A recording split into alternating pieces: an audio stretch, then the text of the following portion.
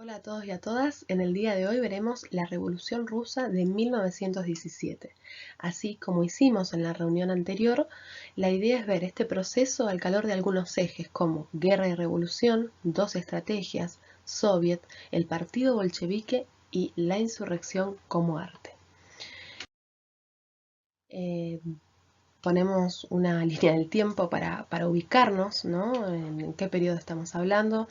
eh, Desde el ensayo revolucionario de 1905, un periodo de huelgas que se desarrolló en 1912 en Rusia, que después nos detendremos, la guerra mundial que interrumpió ese proceso para llegar luego finalmente a febrero de 1917 en su revolución y la insurrección propiamente dicha de octubre de 1917. También nos vamos a detener en este mismo periodo histórico a los debates que se dieron al interior de la socialdemocracia rusa, ya sea por el impacto que había tenido el proceso de 1905, así como mismos movimientos que hubo en Alemania. Empezamos esta frase con esta diapositiva con una frase muy interesante que está en este libro, que es Estrategia Socialista y Arte Militar, de Emilio Albamonte y Matías Mayelo, que es un libro donde los compañeros intentan recoger todo el debate que se dio dentro del marxismo acerca de la teoría militar, inspirada, ¿no?, en la teoría que había desarrollado Clausewitz, ¿no?, que es ustedes conocerán seguramente la famosa frase de él donde hablaba que la guerra es la continuación de la política por otros medios, ¿no? Muchas veces se le atribuyen a otros autores, pero es él. Bueno, esta teoría militar tuvo un gran impacto dentro de lo que fue el marxismo y este libro intenta recoger todos los debates que se dieron, así como, bueno, mostrar perspectivas para el siglo XXI en el que vivimos.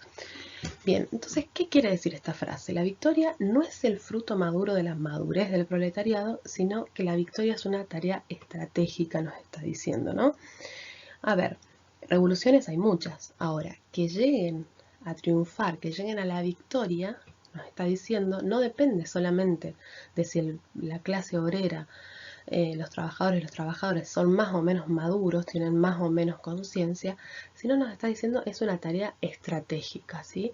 Y como parte de esa tarea estratégica está el arte de la dirección propiamente dicha, ¿no? Que al llegar a la victoria tiene que ver, y el arte de la guerra de alguna manera, tiene que ver con poder disponer de fuerzas, ¿sí?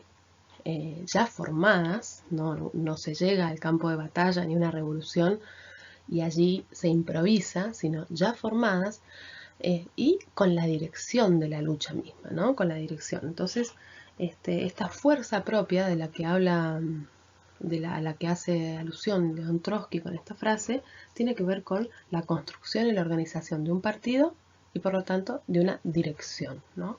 Después nos vamos a detener un segundo en esto.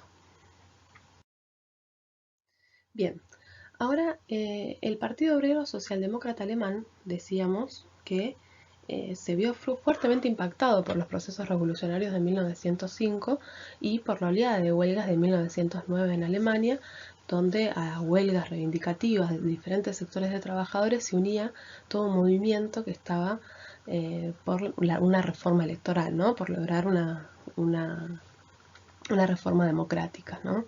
Los principales exponentes de este debate al calor del Partido Obrero Socialdemócrata Alemán van a ser, del Partido Socialdemócrata, perdón, van a ser Rosa Luxemburgo y que era una de las más distinguidas dirigentes de este partido y también reconocida a nivel internacional, y Karl Kautsky. Bueno, para que tengamos una idea de qué era el Partido Socialdemócrata Alemán, es muy interesante ver estos números, ¿no? En 1909 contaba con 700.000 afiliados. En los sindicatos tenía afiliados 2 millones de trabajadores y trabajadoras y 3 millones de votos había sacado en las elecciones. Para que se den una idea, sería como que tenían 43 diputados, ¿no?, en el órgano nacional, sin contar en muchos de los distritos que también tenían. Es un partido también donde imagínense, como uno de los partidos más importantes y más con mayor peso que partido, ¿no?, de referenciado con el socialismo de Europa. Fíjense la cantidad de afiliados, la cantidad de miembros de sindicatos y de votos que tenía, ¿no?, hablando en nombre del socialismo y todo. Ya al interior de este partido se había dado una revolución, un debate reforma-revolución, pero bueno, los nuevos acontecimientos que ya iniciado el siglo XX hacen nuevamente crujir. Y también va a ser el partido que el 4 de agosto de 1914 va a terminar votando, los créditos de guerra, ¿no? Esto es decir que en el Parlamento se vota apoyar la entrada de Alemania en la guerra. Y imagínense, y los socialistas, los socialdemócratas, los que hablaban en nombre del socialismo y todo en ese país, votan ingresar a la guerra, ¿no? Esta carnicería imperialista para repartirse el mundo.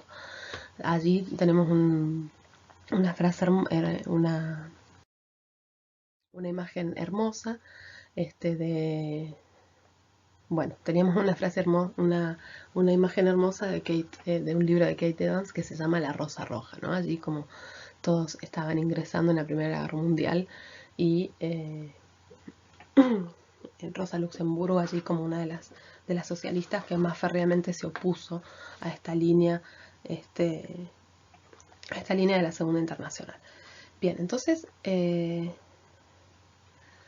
vamos a ver, esto no va a ser un detalle pormenorizado acerca de las estrategias que se estaban discutiendo en el movimiento socialista. Lo que intentamos es ver esto, como antes de la revolución de 1917, ya en el movimiento socialista, en el movimiento marxista, de sus más importantes y sus más destacados interventores, estaban discutiendo acerca, a veces abiertamente o menos abiertamente, pero se estaba discutiendo acerca de cuáles eran las estrategias, ¿no?, para llevar adelante. Entonces, está por un lado la estrategia de desgaste, ¿no?, que es una estrategia que defendida principalmente aquí en el debate de Alemania por Karl Kautsky, que era el mayor referente del marxismo mundial, podríamos decirlo así, y la estrategia de derrocamiento, que podríamos decir de alguna manera que, bueno, que de hecho Karl Kautsky dice que Rosa Luxemburgo tiene esa postura, y bueno, y es la que defienden, podríamos decir, bueno, Lenin, Trotsky también, ¿no? Entonces, bueno, veamos sucintamente en qué consiste cada una de estas estrategias, ¿no? La estrategia de desgaste es una estrategia donde se intenta evitar todo combate decisivo. Y la idea es desgastar al enemigo a través de maniobras, ¿no? Evitar entrar en combate, desgastar a través de maniobras, ¿no? Si bien el autor no rechazaba la toma del poder, si bien Kautsky no rechazaba la toma del poder, pero sí planteaba que la gran ventaja que tenía, que no era no haces entrar a tus fuerzas en juego, pero sí haces diferentes maniobras que las desgastan, ¿no? Bien, ¿en qué se basaba este autor? Él decía que la Comuna de París había enseñado que la táctica de derrumbamiento, es decir, la táctica de derrocamiento, había terminado por el momento, ¿no? Esto se basaba, de hecho, en una tergiversación que se hizo de una introducción que hizo Engels a un libro de Marx de la lucha de clases en Francia, donde para pasar por la censura, con la excusa de pasar por la censura que había en Alemania en aquellos años, le habían quitado muchas frases, ¿no?, que incluso Engels mismo había dicho, me han dejado como un pacifista, ¿no? Entonces, donde allí se hablaba de que se había terminado la época de las barricadas, que ahora lo electoral era muy importante. Bueno, agarrado de esto de Engels, que había sido tergiversado y cortado, Kautsky, de alguna manera se lo usa para alimentar su propia posición, ¿no? Pero ¿qué era lo importante de esto? En primer lugar, ¿qué es lo que iba a decir Engels? Que había que utilizar el sufragio universal en el Parlamento para la acumulación de fuerzas para una lucha, decía él, extraparlamentaria, en función de emprender la lucha física con fuerzas más considerables, ¿no? Entonces, claro, Engels claramente notaba un cambio en la situación donde las democracias, a diferencia por ahí de, bueno, la época, hacia fines del siglo XIX, de hecho, empezaban a tener una mayor importancia, ¿no? La participación electoral o la participación parlamentaria, que antes los partidos socialistas, muchos de ellos eran, bueno, de hecho en Alemania misma, Bismarck había puesto leyes para donde los claramente eran censurados, o incluso habían llegado a ser prohibidos y todo. Entonces, pero que todo esto tenía que hacer acumular fuerzas para ponerlas en función de una lucha extraparlamentaria, ¿sí? Por fuera del Parlamento, en función, dice, de emprender la lucha física con más fuerza considerable, es decir, que lo parlamentario, la participación electoral tenía que estar subordinada a, decía él, a la lucha de clases, de alguna manera lo podemos decir así. ¿Y qué había pasado entonces con esta estrategia de Kautsky de decir que había que evitar el combate decisivo y desgastar con maniobras? Bueno, una de las cosas que le decía Rosa Luxemburgo era que lo que él decía era nada más que parlamentarismo, es decir, porque esas maniobras, cómo se hacía ese desgaste. Y claramente era a través de la participación electoral, logrando más bancas en el Parlamento, logrando mayor visibilidad, que no lo dijimos recién, pero el Partido Socialdemócrata Alemán tenía periódicos, escuelas de formación, digamos. No podemos tener incluso ningún punto de comparación con algún partido en el día de hoy, desde el punto de vista de de los miembros sobre todo. Bien, entonces, realmente, ¿qué había pasado en el Partido Socialdemócrata Alemán? ¿Cómo había hecho esta participación parlamentaria? Y directamente su centro de gravedad, es decir, su centro donde se concentraba su fuerza, estaba en el Parlamento y en los sindicatos, ¿no? De hecho, es muy importante que ustedes sepan que en un congreso sindical se había prohibido de algún partido que se dice socialdemócrata, se había prohibido la utilización de agitar y usar la huelga general, ¿no? ¿Qué se le critica entonces a esta estrategia que utilizaba Kautsky diciendo, bueno, vamos a evitar ir al choque, el combate decisivo, y vamos a ir desgastando de a poquito? Se le critica justamente que en un sentido suspende la acción, no lleva adelante el combate, pero que estas dos burocracias, ¿no? Tanto la sindical como ya se había constituido la partidaria, eran una traba, eran un moderador, para decirlo más exactamente, para que se desarrolle la lucha de clases.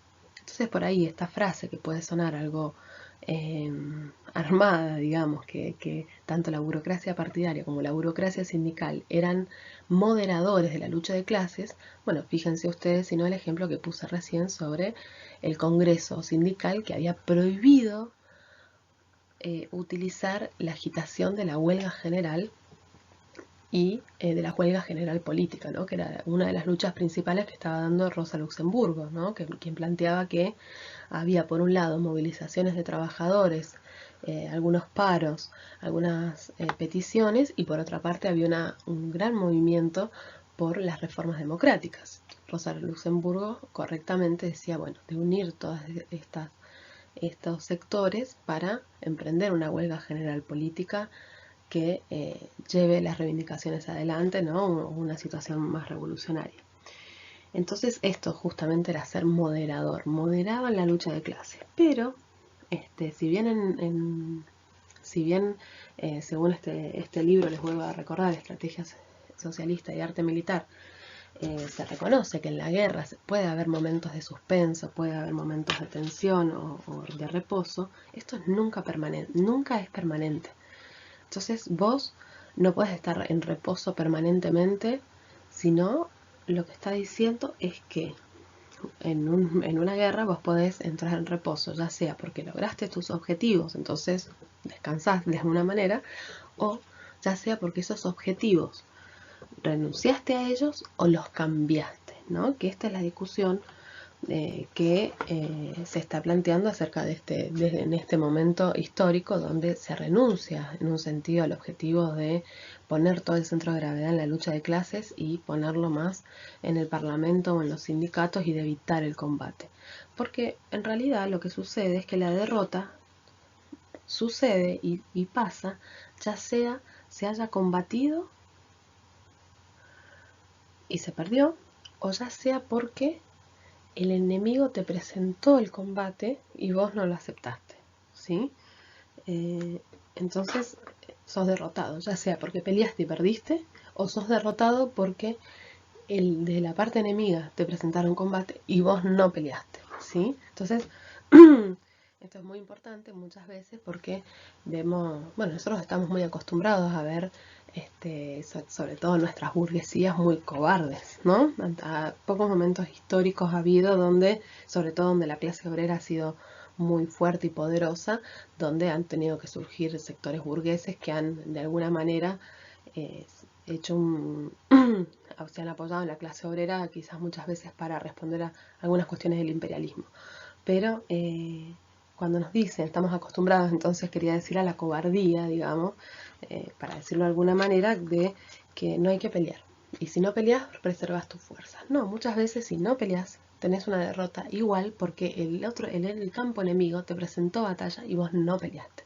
Entonces, bueno, más o menos era lo que quería decir esto. Entonces, todo el arte de la guerra tiene que ver con acumular fuerza en un punto decisivo, ¿no? Si ustedes lo van a poder haber visto en, bueno, en las guerras que conozcan o en películas, incluso en novelas, ¿no? Donde hay muchas veces la acumulación de fuerza se hace en un punto decisivo para asestar un golpe mortal, digamos, al enemigo. Y en el caso de la socialdemocracia alemana lo que había sucedido era lo que decía Rosa Luxemburgo. Parlamentarismo, nada más que parlamentarismo en realidad es lo que están haciendo. Entonces, toda esa fuerza que ellos habían acumulado la quisieron utilizar para en 1912 en las elecciones donde les fue muy bien al Partido Socialdemócrata Alemán, querían utilizar ese poderío electoral para junto con los liberales burgueses hacer les dieran los votos para, bueno, conformar mayoría y lograr, bueno, un peso parlamentario extraordinario.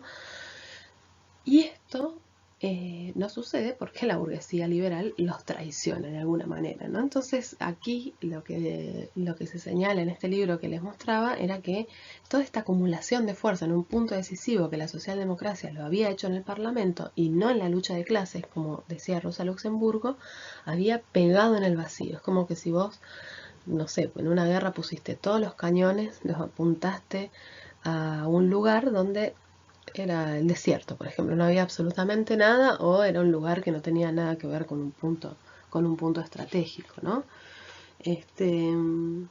Bueno, entonces, repito, Rosa Luxemburgo decía en realidad que era eh, el centro de gravedad debía ser la lucha de clases y que en todo caso todo el peso parlamentario que se lograra debía estar en función, ¿no? de la lucha de clases, ¿no? Después, si quieren ver el libro, podemos charlarlo, tiene cuestiones muy interesantes, porque el proceso de huelgas realmente de 1910, el proceso de manifestaciones, fue enorme. Alemania hasta ese momento nunca había tenido tantos huelguistas en acción.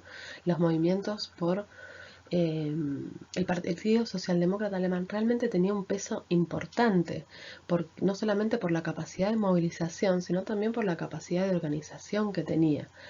De hecho, muchas de estas manifestaciones eran prohibidas, entonces le cambiaban el nombre y decían paseos de la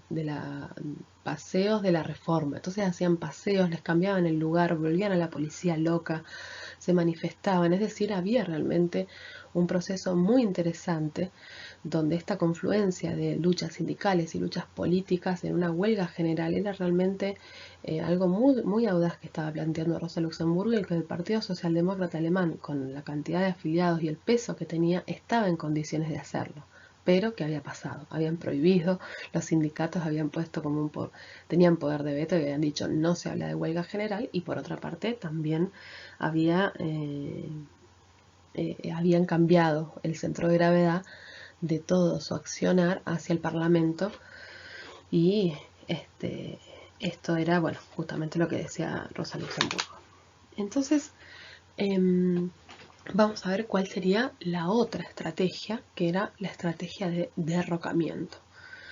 ¿Qué significa estrategia de derrocamiento? Es la estrategia donde el objetivo es abatir al enemigo, ¿no? Reunir fuerzas de combate rápidamente para ir al encuentro del enemigo y asestarle golpes decisivos, ¿sí? Bien, acá, bueno, está un poco detallado, como podrán ver,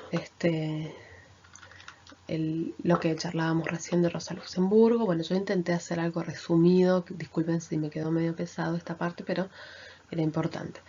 Donde decíamos que Rosa Luxemburgo planteaba que el centro de gravedad tenía que ser la lucha de clases, ¿no? Y la agitación de una huelga general política por las razones que le expliqué recién. Rosa Luxemburgo además era alguien que planteaba, vieron que muchas veces ha sido como catalogada ella como que ella era pura espontaneidad y los bolcheviques eran puro partido y ella siempre apostó a la espontaneidad. Y en realidad no es una visión así tan liviana, ¿no? Si me permiten, les voy a leer una frase de ella donde está claramente, donde hay un elemento de espontaneidad que ella reivindica, pero también reivindica y habla de que se deben utilizar las posiciones conquistadas, debe haber estrategia, debe haber una evolución del movimiento en cuanto a su experiencia. Y la frase es esta. Dice Rosa Luxemburgo, ¿no? En este libro. Dice: las huelgas políticas y las económicas, las huelgas de masas y las parciales, las huelgas de protesta y las de lucha, las huelgas generales de determinadas ramas de la industria y las huelgas generales en determinadas ciudades, las pacíficas luchas salariales y las masacres callejeras, las peleas en las barricadas, todas se entrecruzan en una cambiante marea de fenómenos en incesante movimiento, y la ley que rige el movimiento de estos fenómenos es clara. No reside en la huelga de masas mismas, ni en sus detalles técnicos, sino en las proporciones políticas y sociales de las fuerzas de la revolución, ¿no? Esto lo dice en un texto que es Huelga de masas, partido y sindicatos. Entonces, esta era la postura, ¿no? Lejos de una Rosa que solamente hablaba de espontaneidad y era el espontaneísmo como una tarea fundamental, ¿no? Entonces, acá dicen otra. Bien, no, está bien, disculpen. Bueno, entonces, ¿cuál era el problema? ¿No? Que la huelga general no resuelve el problema de la toma del poder, es decir, plantea el problema pero no lo resuelve. Y acá va a estar un aporte muy importante que va a ser Lenin, quien va, ya como les habías dicho en la reunión anterior, Lenin es uno de los quienes más férreamente plantea la necesidad de construir un partido, ¿no? Y en este caso, en este momento histórico en particular, es quien plantea que había que construir corrientes revolucionarias en las organizaciones de masa, ¿no? Que esta era la fuerza material que iba a luchar contra el Estado y la burocracia. Entonces, podríamos ver también esta otra frase que les señalaba acá, donde en clase, partido y dirección podríamos decir, ¿no?, una articulación no solamente de la clase, la que se hace referencia en este caso a la clase obrera, el partido revolucionario y la dirección también de ese partido. Donde acá hay algo muy importante, que es que la acción o inacción son parte también de que una situación se transforme en revolucionaria o no se transforme en revolucionaria, ¿no? Y en esto por ahí me olvidé mencionar al principio de todo esto que estamos hablando de una de un momento histórico donde, además de un crecimiento enorme de la clase obrera, había, estábamos ya en una fase, ¿no?, imperialista, ¿no? Entonces, las situaciones, decía Trotsky, no es que son tan claramente revolucionarias o no revolucionarias, sino que sobre todo en esta época hay situaciones intermedias, ¿no?, que pueden pasar a veces rápidamente de no revolucionarias a revolucionarias. Y que allí no es algo objetivo, ¿no? Porque muchas veces en el debate con el otro sector, Kautsky decía, bueno, usemos estrategia de desgaste, desgastemos al enemigo sin combatir, y después cuando llegue la situación revolucionaria aplicamos la estrategia de derrocamiento. Y lo que está diciendo Trotsky, diciendo no, porque no es que en un momento particular aparece en el diario, hola, hoy hay situación revolucionaria, se puede hacer la revolución. Lo que dice Trotsky es que sobre todo permanece en situaciones intermedias y que la clave allí es el factor subjetivo, que no se puede esperar y decir hoy llegó tal situación, sino que el factor subjetivo es muy importante. La otra vez veíamos con respecto a lo que era la clase, ¿sí?, su experiencia, cómo si era una clase que había forjado organismos de doble poder, si se había coordinado, si se había organizado, ¿no?, qué grado de conciencia tenía un partido, ¿sí?, un partido inserto, siendo parte orgánica de la clase y en la medida de lo posible que tenga una preponderancia en ese sector, y la dirección, ¿no? Entonces, que la actuación o la no actuación de estos elementos son parte de integrantes de la situación, ¿no?, en la medida de sus fuerzas, dice. Bueno, espero que haya quedado al menos planteado, ¿no? No era la idea hacer un detalle pormenorizado de las dos estrategias, de cómo, pero sí plantear que antes de la revolución de 1917 estaban estas discusiones, ¿sí? Estaban estas discusiones que donde, podríamos decir, había una posición que planteaba evitar el combate y centrar las fuerzas no en la lucha de clases, sino en el parlamento, en los sindicatos, y que esa terminó pegando en el vacío, ¿no?, porque vos concentras toda la lucha en el parlamento, vas a una pelea parlamentaria y termina en un bluff, no es nada.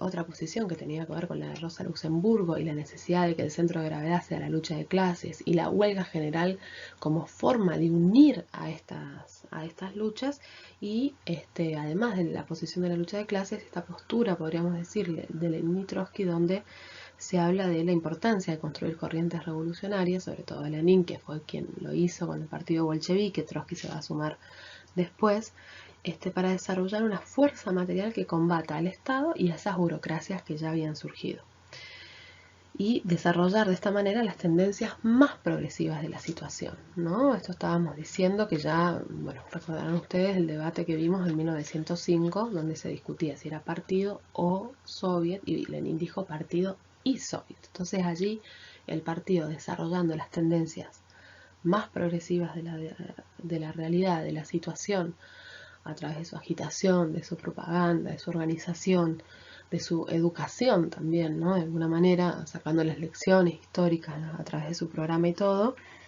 El programa también es una forma de darle estrategia, ¿no? Después hay muchas cuestiones que hacen a estas estrategias, como tiene que ver cómo ganar a las mayorías de la clase obrera, cómo tener aliados, las cuestiones que hacen a la hegemonía, etcétera, que bueno, eso podremos verlo en otra ocasión. Bien. Ahora entonces nos vamos a meter más en lo que ha sido Rusia, ¿no? Decíamos, estuvo el ensayo revolucionario de 1905 y ahora estamos en 1912, años después de esta enorme gesta revolucionaria, donde la clase obrera había pasado de ser 3 millones de trabajadores a 10 millones de trabajadores, ¿no? Se había producido en 1910 una enorme reactivación industrial que había acrecentado y engrosado las filas de los trabajadores. En este marco, y años después, muchos sectores empiezan a pedir reivindicaciones, ¿no? En febrero de 1912 se desarrolla una huelga minera a orillas del río Lena. Esta es la foto que encontré, maravillosa, sobre... no se puede hacer zoom acá, no. Bueno, esta foto maravillosa sobre los obreros en huelga en el río Lena, y son, como respuesta, obtienen el asesinato de 272 obreros de esa huelga. Bueno, claramente empieza un proceso de huelgas. Después había fotos también donde mostraban huelgas de solidaridad en otros lugares, en ferrocarriles y en otros sectores. Y tanto es así que el 1 de mayo de 1912 ya los principales centros industriales estaban en huelga, y la bandera principal era abajo la autocracia. Bueno, ahí se puede ver cómo se acrecienta el número de huelguistas, ¿no? De huelguistas que cada vez se suman más. Y aquí hay algo muy interesante, porque tiene que ver que el partido bolchevique, que es parte de la espuma de esta nueva oleada revolucionaria, Lenin y el partido bolchevique deciden sacar un periódico, ¿no? Un diario obrero.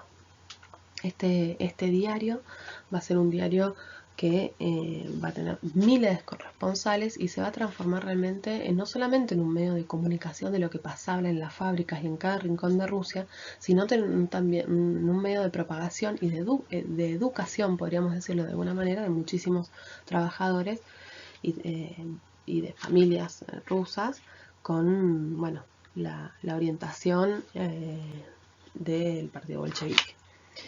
Bien, este proceso revolucionario se va a desarrollar hasta 1914, cuando se vota y se ingresa en la Primera Guerra Mundial, y lamentablemente este proceso se va a ver interrumpido porque la mayoría de los obreros, y sobre todo los más calificados, se habla de que muchas de estas fábricas, por ejemplo el 30% de los trabajadores eran enviados a la guerra, ¿sí? Porque eran obreros calificados, muchos, otros no, pero que eran enviados a la guerra como carne de cañón.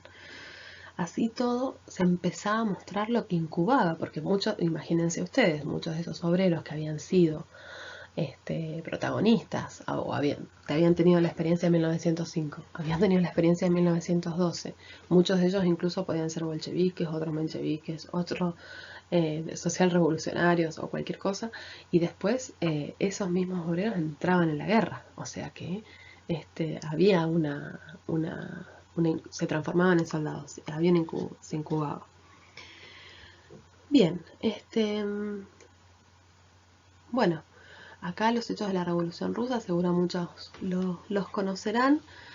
Se inicia el 23 de febrero, que en el calendario nuestro es el 8 de marzo, el Día de la Mujer, con una enorme manifestación de la huelga de las mujeres, y tenían como lemas principales: abajo la guerra, abajo la autocracia. Ustedes imagínense, estamos hablando de 1917, ya había casi 3 años de guerra mundial, donde millones morían en las trincheras. ¿Sí? Es la Primera Guerra Mundial, es la primera vez en la historia que mueren tantos miles de personas en una guerra donde participan la mayor parte de las naciones, sobre todo las más poderosas. Entonces, las penurias, hay mucho, ustedes van a poder encontrar muchos relatos o muchos historiadores que hablan acerca de, el mismo Trotsky, acerca de cómo se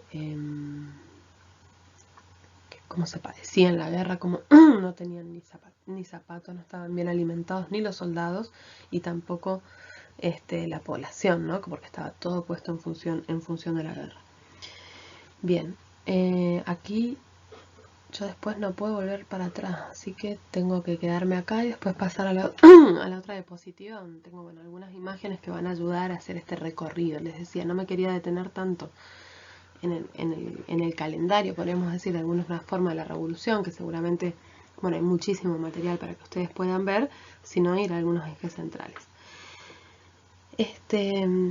Bien, acá van a tener, por ejemplo, en febrero las mujeres entonces dan el puntapié inicial, pero hay un capítulo muy interesante de León Trotsky donde habla en la historia de la Revolución Rusa, donde en febrero él va a decir que quienes fueron parte de esa revolución fueron los obreros educados por Lenin, ¿no? Los obreros de Lenin, decía él de alguna forma, ¿no? Era todo lo que veníamos, todos aquellos que tenían esta experiencia anterior habían sido parte.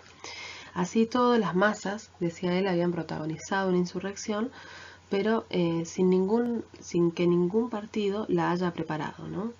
Entonces las masas protagonizan una insurrección, pero le entregan el poder a la burguesía.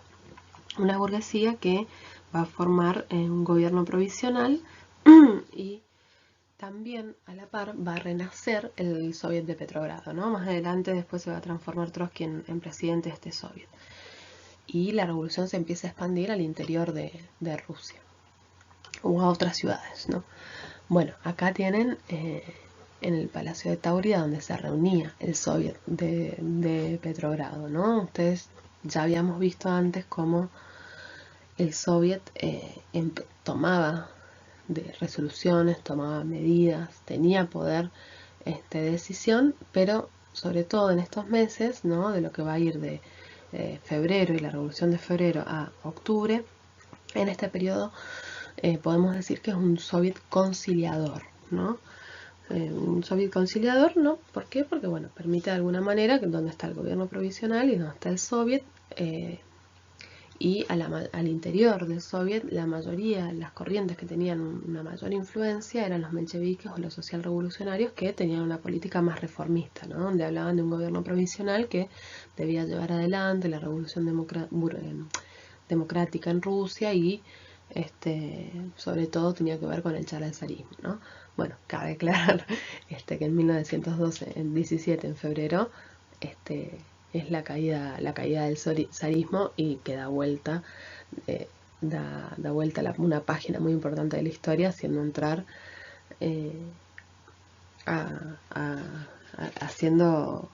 haciendo otro gobierno que ya no tenía que ver con el zarismo, ¿no? Entonces, ¿pero qué sucedía, ¿no? Durante estos meses de doble poder, que es importante aclarar que el doble poder tenía entonces, sus dos actores fundamentales eran el gobierno provisional y por otra parte el Soviet, ¿no? Sobre todo el Soviet de Petrogrado, pero también se estaban formando Soviet en muchísimas ciudades, incluso aldeas. Van a haber Soviet de obreros, de campesinos y de soldados, muchos de ellos se van a sumar. Ahora vamos a ver en la próxima diapositiva cómo era la relación con los soldados en 1917, en febrero. Y entonces, pero decía que, sin embargo, la guerra continuaba, ¿sí? La guerra continuaba, es decir, una movilización, una revolución que había empezado por ponerle fin a la guerra, abajo la autocracia, abajo la guerra, había logrado el abajo a la autocracia, pero no el abajo a la guerra. Aquí es cuando en abril aproximadamente, podríamos decir por acá, llega Lenin, y Lenin plantea en sus famosas tesis de abril que había que abandonar el apoyo crítico al gobierno provisional que venía haciendo el partido bolchevique y que había que darle todo el poder a los soviets, ¿no? Ya que el gobierno provisional no podía llevar adelante las demandas. También plantea los peligros de hacer un alzamiento prematuro, es decir, si bien llama a todo el poder a los soviets, plantea el peligro de hacer alzamientos prematuros. Algo de esto tiene lugar en las jornadas de julio. Y algo que va a ser muy importante va a ser que en agosto Kornilov, un general, va a emprender la contrarrevolución, podríamos decir, ¿no? Entonces aquí Kornilov le quería asestar un golpe al gobierno provisional. Entonces hay todo un debate acerca de entonces, ¿qué hay que hacer? ¿Hay que apoyar al gobierno provisional o quedarse, decir nosotros no fumamos, no tiene nada que ver con nosotros? No, justamente lo que se hace es una postura de independencia política, ¿no? Que esto se resume en una frase que tenía Trotsky donde decía, bueno, apoyamos el fusil sobre el hombro de Kerensky, que era quien presidía el gobierno provisional, contra Kornilov, pero también de alguna manera iban contra el gobierno provisional. Bueno, no sé si me expresé muy bien, pero más o menos vamos a ver ahora con el desarrollo si se entiende mejor cuál era la postura de los revolucionarios, de los bolcheviques, que a esta altura ya Trotsky había ingresado en las filas del partido bolchevique, ¿no? habían coincidido políticamente con Lenin y más allá de no haber estado en la misma organización durante muchísimos años, de no haber estado nunca en la misma organización, ahora sí lo hacían. Bien, entonces en agosto les decía, un general Kornilov prepara un golpe contra el gobierno provisional. ¿Cuál es la actitud que toman los bolcheviques, que poco a poco van ganando mayor peso en los soviets? ¿Y por qué poco a poco iban ganando mayor peso en los soviets? Porque gritaban más fuerte, porque tenían mejores panfletos, no solamente, sino porque las masas venían haciendo una experiencia con que el gobierno provisional a las demandas de paz, pan, tierra, paz sobre todo, no las venía cumpliendo. Entonces, este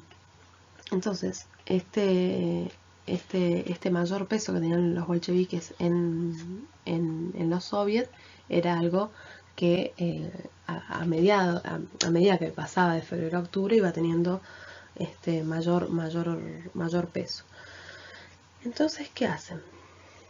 El soviet discute que ellos van a formar una brigada roja para defenderse del ataque de Kornilov. De hecho, el gobierno provisional le entrega 10.000 fusiles.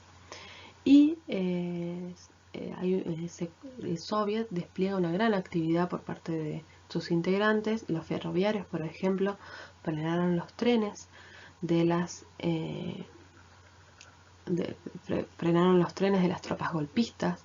Muchos soldados que estaban con Kornilov se pasaron al bando de la revolución y finalmente Kornilov es derrotado. Pero había quedado un organismo, que eran estas brigadas rojas, que ya habían sentado un precedente importante, ¿no?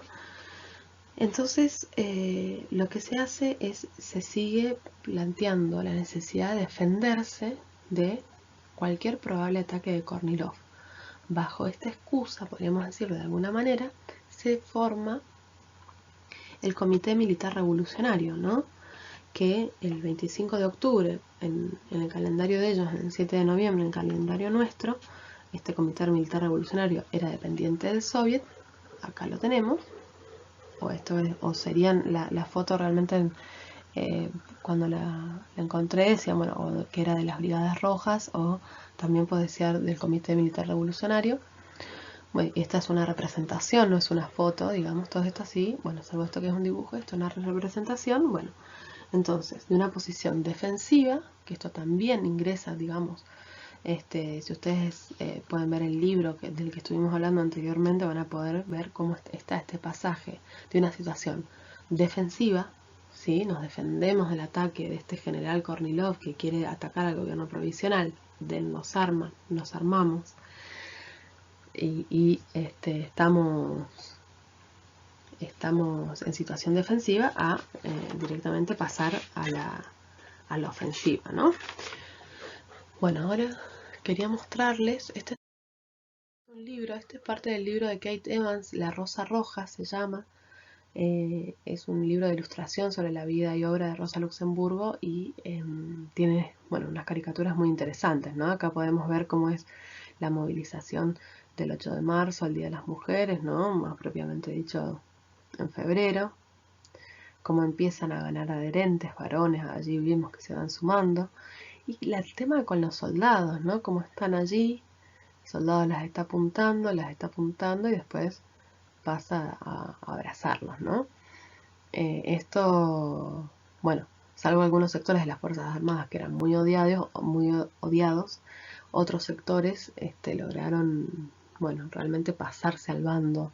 Hay relatos muy interesantes que ustedes van a poder ver en Historia de la Revolución Rusa de Trotsky, donde habla, bueno, de ese segundo donde el soldado mira a su superior y mira a las masas y le ordenan tirar, y le tira a su superior y se va con las masas, ¿no? De alguna manera así. Bueno, esta foto es increíble. Estas fotos son, acá dice manifestación mujeres. Ustedes van a poder ver la mayoría con los pañuelos en la cabeza. Entonces, bueno, estábamos acá, que estábamos en febrero, ¿no? Movilización de las mujeres, la relación con las fuerzas. el zar Nicolás abdicando y su familia, la Duma, ¿no? Bueno, que muchos de ellos forman, acá estaría el gobierno provisional y este sería el soviet, ¿no? El doble poder de alguna forma. Y después, acá, bueno, ya está planteada el ingreso al Palacio de Invierno. Estas son unas caricaturas muy lindas porque son ingresando al Palacio de Invierno, que se ponen a ver qué hay, a ver estos papeles, miden los techos, imagínense el lujo que tendría eso al lado de cómo vivían los obreros de la barriada de Vibor, que fueron uno de los obreros donde los bolcheviques tenían mucho peso y uno de los protagonistas de todas estas jornadas. Bueno, y acá Lenin ya, que después bueno, vamos a ver mejor algunas cuestiones. Bueno, muy lindo el libro. Ahora, entonces, decíamos que lo último que había sucedido, entonces pasaje de la defensiva a la ofensiva, bueno, tiene que ver con el arte de la insurrección. Acá León Trotsky nos va a decir en esta frase que la insurrección es un arte. Y como cualquier arte, ella tiene sus leyes. ¿Sí? Muy importante. O sea, es decir, no es la insurrección, es igual como la otra vez veíamos, bueno, bardo, quilombo, insurrección. No es pomelo, el arte revolucionario. La conspiración no reemplaza la insurrección, ¿sí? No es algo conspirativo de un grupito que un día dice, bueno, vamos a cambiar el mundo, vamos a ir a la casa de gobierno, tomamos el poder y listo, se cambia todo. Dice, por mejor organizada que se encuentre, la minoría activa del proletariado no puede adueñarse del poder independientemente de la situación general del país. ¿No? Es decir, una minoría activa, por mejor organizada que esté, no puede adueñarse del poder independientemente de la situación general del país, como esté en las clases, la economía, la relación con el Estado, si el Estado está fuerte, los otros partidos, etc. Y agrega, pero para conquistar el poder no basta al proletariado un alzamiento de fuerzas elementales. Necesita, dice, la organización correspondiente, el plan, la conspiración, ¿no? Nos está hablando de un plan, ¿no? De una organización para este arte que tiene que ver con la insurrección, ¿no? Ya este pasaje a la ofensiva, podríamos decir de alguna forma. ¿Por qué? Ahorita que estoy buscando unas notas, es muy importante acá tener en cuenta lo siguiente, que hay una diferencia básica entre lo que han sido las revoluciones burguesas y las revoluciones obreras. ¿Por qué? Porque dice, las revoluciones burguesas, ¿qué fueron? Y en un sentido la burguesía no tuvo mucho que hacer porque los sectores subalternos, los de más abajo, explotaron, hicieron todo y después la burguesía directamente, de alguna manera, se hizo del poder. Entonces acá hay una diferencia fundamental entre las revoluciones burguesas, donde quienes hacen revuelta y después van los burgueses y lo toman, y las revoluciones obreras, donde es esto, se necesita ya sea la mayor organización del proletariado como un plan, la conspiración, la organización correspondiente. Entonces, ¿qué hay aquí? ¿Qué significa esto, esta frase de León Trotsky? Que por un lado necesitamos la combinación entre la fuerza del movimiento revolucionario de masas, entonces la fuerza del movimiento revolucionario de masas, los miles, millones, incluso diferentes sectores de clase, de la misma clase obrera, pueden ser los más precarios, los más en blanco, los mayor organizados, es la combinación entre esa fuerza y la planificación consciente y la conspiración para hacerse del poder. Y acá vuelve a mencionar algo que habíamos dicho antes, donde la diferencia entre una jornada revolucionaria, como puede ser, por ejemplo, lo que ocurrió en Colombia hace unos días, o, bueno, nosotros también dijimos que habíamos vivido jornadas revolucionarias en el 2001, cuando fue el 19 y 20. Entonces, la diferencia entre esas jornadas de tipo así, donde caen gobiernos, de hecho, ¿no? Como cayó en el 2001 en varios gobiernos, porque hubo 5 presidentes en pocos días. Vuelvo al tema. Entonces, la diferencia entre las jornadas revolucionarias o las semi-insurrecciones son aquellas donde prevalecen en mayor medida los elementos espontáneos del movimiento, ¿no? ¿Qué quiere decir esto? Que si hay insurrección, tiene que haber planificación, conspiración, organización correspondiente y si no, puede haber jornadas revolucionarias, semi-insurrecciones, digamos, otras cuestiones que no hacen justamente. Entonces acá es donde volvemos al inicio de la reunión, donde decíamos, bueno, la victoria es parte del arte de la insurrección, ¿no? Entonces, perdón, es una tarea estratégica, ¿no? Entonces, que tenía que ver con la disposición de las fuerzas, con la construcción de esas fuerzas, y acá estamos llegando a una etapa decisiva donde es la insurrección.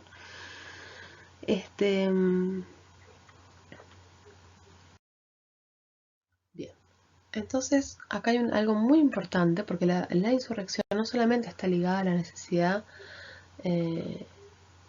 A ver, vuelvo a empezar. La insurrección tiene que ver con varias cuestiones. Una de ellas es la que aquí nos dicen, esta foto es una foto de las Brigadas Rojas de 1917, ¿sí? Estas que les había contado recién que habían logrado que el gobierno provisional les entregue 10.000 fusiles para defender del ataque, y después esas las usaron para hacer también la revolución, defensiva-ofensiva. Y acá entonces Trotsky nos dice que los soviets son los órganos que preparan a las masas para la insurrección. Los órganos de la insurrección y después de la victoria, los órganos del poder. Entonces, es decir, los soviets, recordarán ustedes que nosotros la otra vez vimos pormenorizadamente qué eran los soviets, de dónde venía la palabra soviet, cuáles fueron los primeros, cómo jugaron realmente en el escenario. Yo hoy no lo repetí, pero ustedes traten de tenerlo en cuenta cuando hablamos de soviet, que no es una institución ahí anquilosada, sino que como algo vivo, como un órgano de poder realmente. Entonces dice, los soviets son los órganos que preparan a las masas para la insurrección. Veamos si no, cuando fue el soviet de Petrogrado, este comité militar revolucionario que hizo la insurrección en octubre, era parte del soviet, dependía del soviet, estaba bajo las órdenes del soviet. Los órganos de la insurrección, bueno, en el mismo sentido, y después de la victoria, los órganos del poder, ¿sí? Claro, van a ser quienes van a suplantar. Aquí es muy importante, también en otros textos ustedes lo van a poder, como, bueno, algo así como que una clase no pasa al poder de un día para el otro. Una clase que está oprimida pasa al poder de un día para el otro. De hecho, en la burguesía tampoco pasó. Estaba la monarquía y el otro día la burguesía. En el medio, dice él, hay una situación intermedia donde de alguna manera se expresan las diferentes clases, se expresan en instituciones, como en la Revolución Francesa puede haber sido la Asamblea Nacional, por ejemplo, allí también hubo comunas, bueno, y en Rusia el Soviet, ¿no? Donde estaba el Soviet y el gobierno provisional, ¿no? En ese doble poder, hasta que son los órganos del nuevo poder. Entonces, Soviet, elemento fundamental para entender la insurrección. Otra cuestión que habla, y volvemos acá a la idea del partido, de la combinación entre partido revolucionario, organismos de autoorganización, como los soviets, y fuerza armada propia, surgen los órganos de la insurrección, que como tales son el corazón de una estrategia insurreccional para la toma del poder, ¿no? Entonces, está partido, organismos de autoorganización y fuerza armada propia, porque eso, bueno, también, no recuerdo en qué parte hablaban sobre la necesidad de que incluso los mismos partidos, les hablaba yo en 1905, pero también y todo, el problema militar era algo tomado, milicias obreras o todo, era un debate y a veces se llevaba a la práctica. Otros aspectos que no nos vamos a detener son el trabajo en el ejército, ¿no? Si es la democratización o es la división, jugarse a hacer fracciones, las diferencias entre milicia ciudadana y milicia obrera, la articulación entre las fuerzas armadas para el combate, la pequeña guerra en la insurrección o la guerra de guerrillas. Bueno, acá hay varios aspectos que no tenemos tiempo de detenernos, pero sí me interesaba que veamos cómo la insurrección no solamente es un arte, tiene sus leyes, sus reglas, sino también qué actores entran en juego para llevar adelante una insurrección. Entonces, espero de alguna forma de esto, quizá de quitarle, ya sea volverlo romántico, de que es una revolución, es toda gente con banderas rojas que llegan y se hacen del poder, o de que es una cosa anárquica de puro quilombo, tiros, sangre y conspiración, o que es un grupo de conspiradores que ven un día y asaltan y del palacio y toman el poder. No, todos los actores que entran en juego en una insurrección, una revolución victoriosa, ¿no? Que es parte de la estrategia. Y cómo a ese momento de la insurrección se tiene que llegar preparado. Es como cualquier guerra, vos no llegás a una guerra y empezás a decir, che, flaco, flaca, vení, vamos a pelear. No, vos llegás con tu ejército ya educado. La diferencia, y esto es muy importante, entre un ejército regular y un partido es donde la disciplina de uno no existe desde el punto de vista que un partido tiene que ver con convicciones, con moral, con voluntad, y no es porque te pagan un sueldo bueno, y porque estás bajo en el ejército, ¿no? Pero bueno, recuerdo que para ver todo lo que tenga que ver con la revolución, si se quedaron pensando en lo que era la revolución alemana, las posiciones de Rosa Luxemburgo, cómo era ese partido enorme, enorme, uno de los partidos más obreros más grandes que ha tenido la humanidad, cómo ese partido termina traicionando, votando los créditos de guerra, yendo a la guerra. Bueno, es un partido que después Rosa Luxemburgo y Karl Liebknecht eh, van a ser una fracción de ese partido, que van a ser los espartaquistas. Después van a fundar un nuevo partido que va a ser el Partido Comunista, pero bueno, que va a tener muy poco peso en lo que fue la Revolución Alemana de 1918. Bueno, pueden verlo acá en este libro de Pierre Bruet, que es Revolución en Alemania. Muy interesante para ver, bueno, no solamente algunos de estos debates, sino también cómo fue la organización y la política de bueno, que después podríamos seguir charlando, que si la revolución hubiera sido en Alemania, bueno, todo hubiera sido más sencillo para la historia de la humanidad y para la historia de estos años mismos. Bien, y después algo muy importante que acá, claro, no lo voy a poder poner play. Bueno, era un videíto esto para decirlos cómo después, o sea, esto sigue, porque, a ver, en esta jerga militar que estamos hablando, de este libro que les invitaba a leer, se habla, bueno, de la insurrección, después viene la etapa de la consolidación de la victoria, y recordemos que en Rusia no fue que tomaron el poder y listo. De hecho, casi el Palacio de Invierno lo tomaron sin derramar una gota de sangre. En Moscú sí hubo mayores inconvenientes, pero no. Después vino la guerra civil. La guerra civil donde se vieron enfrentados a 14 ejércitos, en su mayoría ejércitos imperialistas, y si lo sumamos con otros ejércitos de los mismos sectores contrarrevolucionarios o blancos de Rusia, podemos hablar de cerca de 21 ejércitos que fueron a atacar a Rusia, ¿no? Digamos que no fue algo que se toma el poder y listo, y el mundo lo va a aceptar y te va a decir, bueno, bienvenido.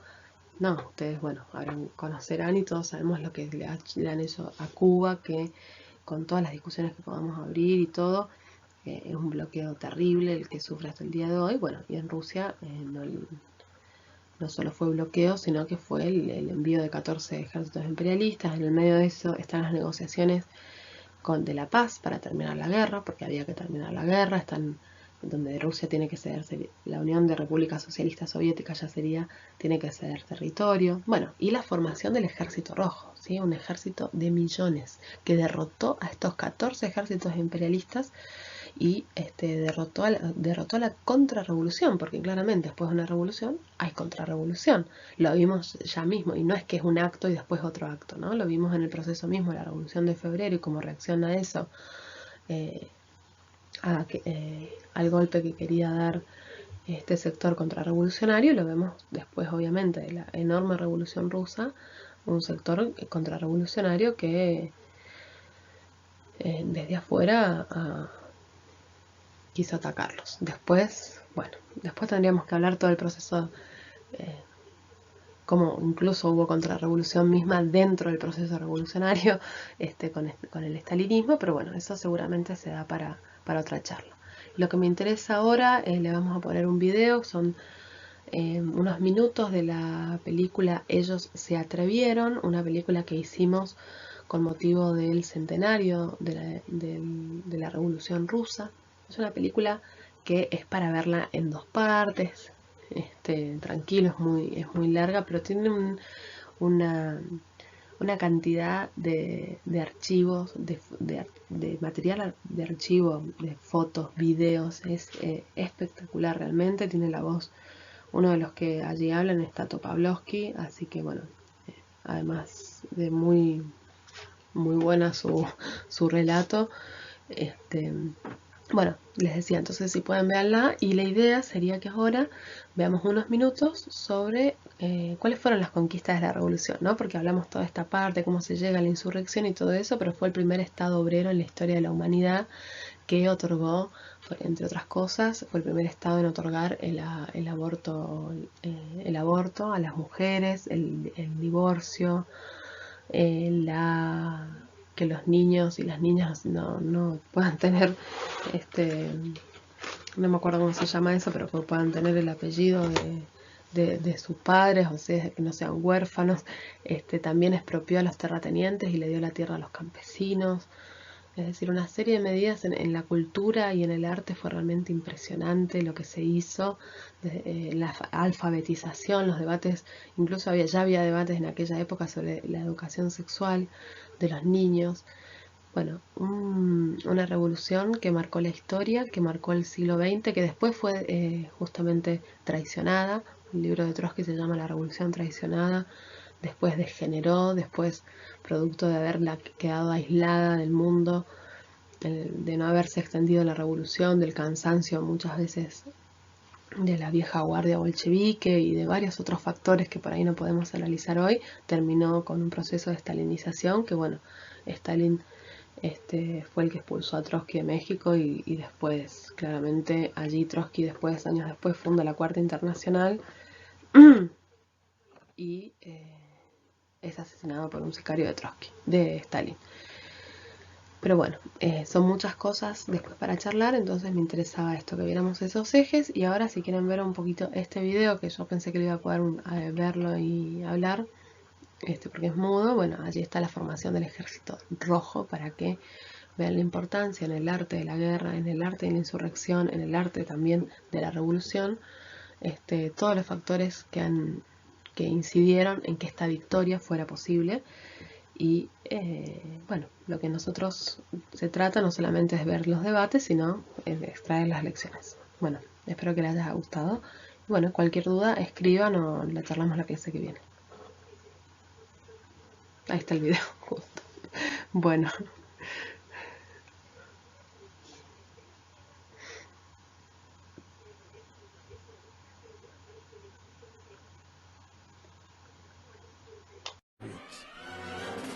En los preparativos de la insurrección participaban directamente centenares de miles de obreros y soldados.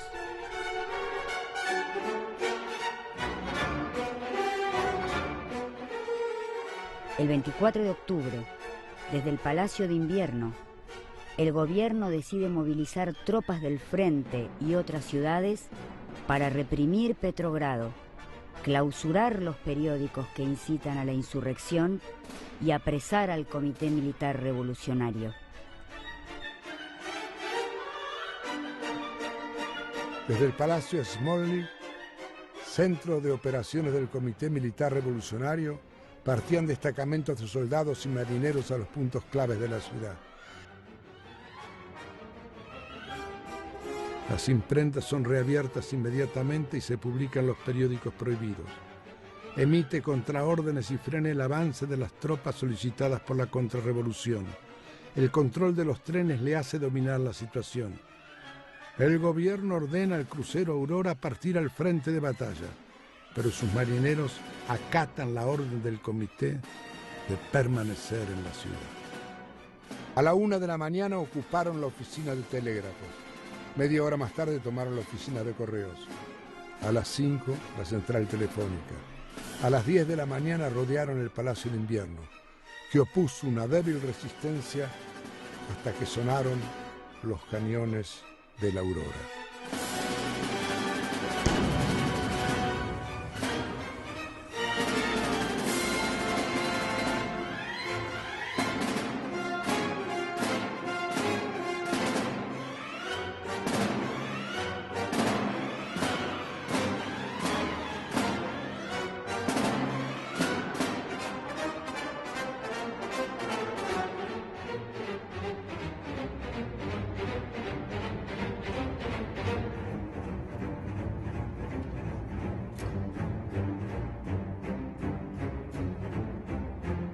El motivo por el cual la insurrección se llevó a cabo tan rápidamente y casi sin bajas no fue militar ni técnico, fue político. El 90% del trabajo de la insurrección se había hecho de antemano. En la sesión del segundo Congreso de los Soviets, Trotsky explica en su discurso: levantamos la bandera de la insurrección abiertamente ante el pueblo entero. La consigna de la insurrección era todo el poder a los soviets a través del Congreso de los Soviets. Nos dicen que no esperamos al Congreso para el levantamiento. Nosotros lo hubiésemos querido, pero Kerensky no hubiera dejado sesionar el Congreso.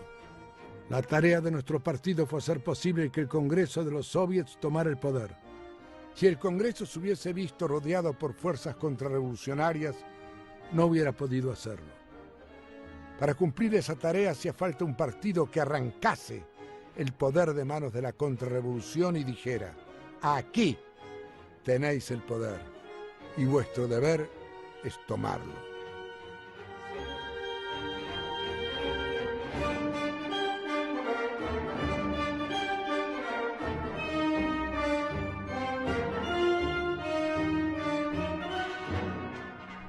Pocas horas después, Lenin anunció el triunfo de la revolución obrera y campesina. En 4 días, el poder soviético decretó la paz, confiscó las tierras de los grandes terratenientes y las distribuyó entre los campesinos y reconoció el derecho de las naciones a la autodeterminación.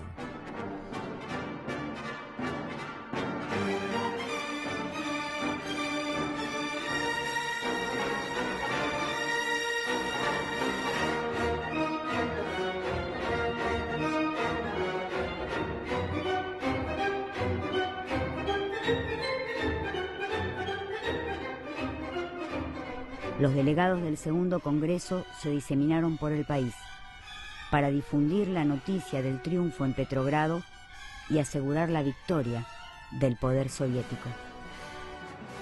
En una ciudad tras otra de Rusia, los obreros se adueñaban del poder.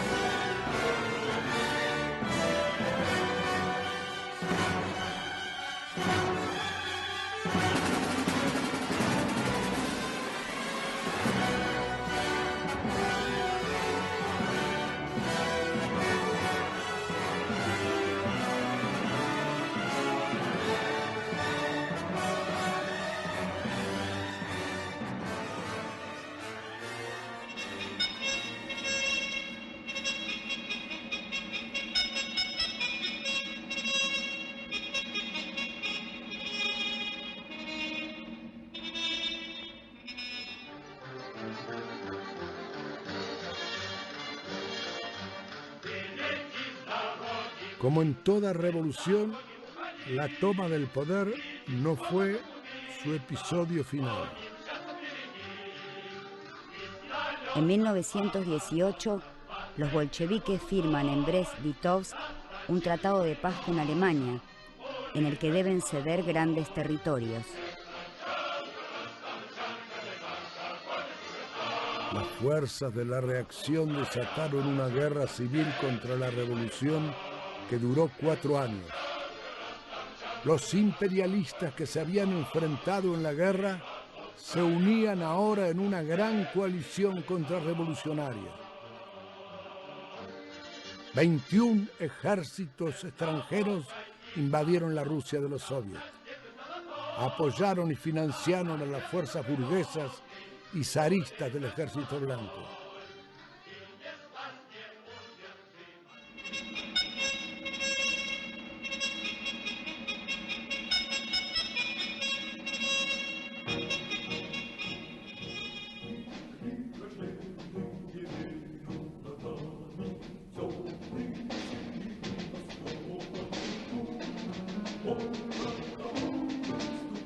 De las entrañas del pueblo ruso, Trotsky creó una nueva fuerza proletaria, el Ejército Rojo, que asombró al mundo con sus victorias. Uno a uno hizo retroceder a los enemigos de la revolución.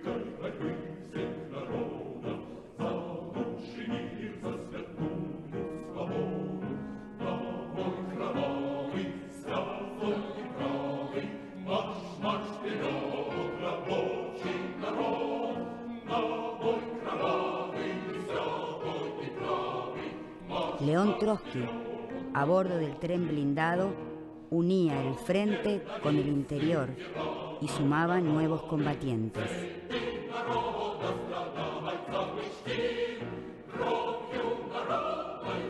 Por cada región sobre la que avanzaba expropiaba la tierra y se le entregaba a los campesinos pobres. Con sus 5 millones de soldados revolucionarios, soldó la alianza obrero y campesino.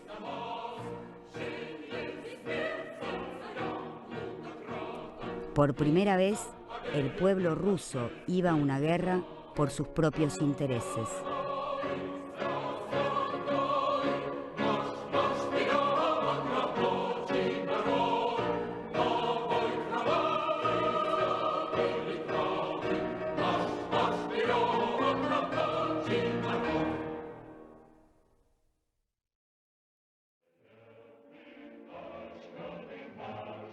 El apoyo internacionalista fue indispensable para el triunfo de la revolución.